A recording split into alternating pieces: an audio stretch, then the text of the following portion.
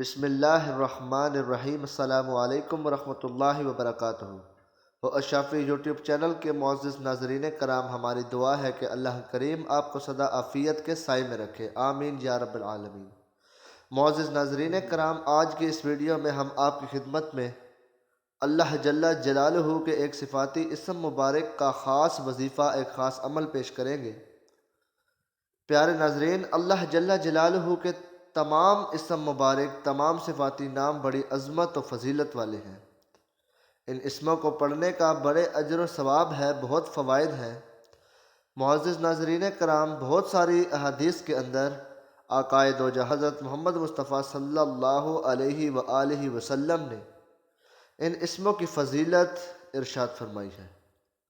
معزز ناظرین کرام، اگر آپ میں سے کوئی شخص چاہتا ہے کہ اس کے دل کو حقیقی زندگی ملے، اس کے دل میں مردنی ختم ہو جائے، تو وہ اللہ جل جلالہ کے اس پیارے اسم مبارک کو لازمی پڑھے۔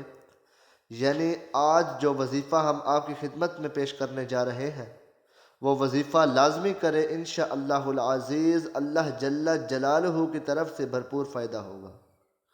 اللہ رب العزت کی طرف سے مکمل طور پر فضل و کرم ہوگا انشاءاللہ۔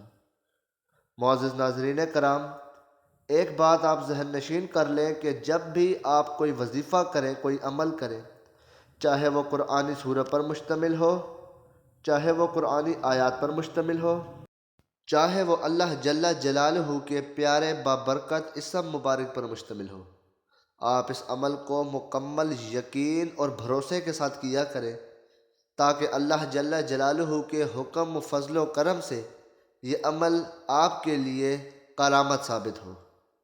معزز ناظرین کرام، اللہ جل جلالہ کا جو پیارا بابرکت وظیفہ ہے، یا باعث ہو کا بہترین وظیفہ، بہترین عمل جو آپ کے ساتھ شیئر کیا جا رہا ہے، اس ویڈیو کو مختصر کرتے ہیں اور آپ کو اس وظیفے کے عمل کے بارے میں بتاتے ہیں کہ آپ نے یہ عمل کب کرنا ہے، کس وقت کرنا ہے، کتنی مرتبہ کرنا ہے۔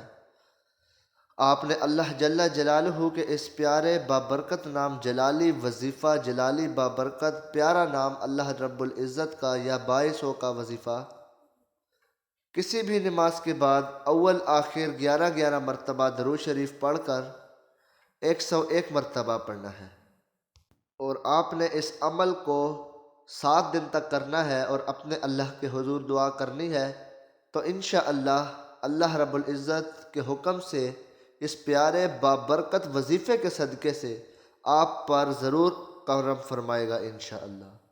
معزز ناظرین کرام، یہ تھی آج کا وظیفہ۔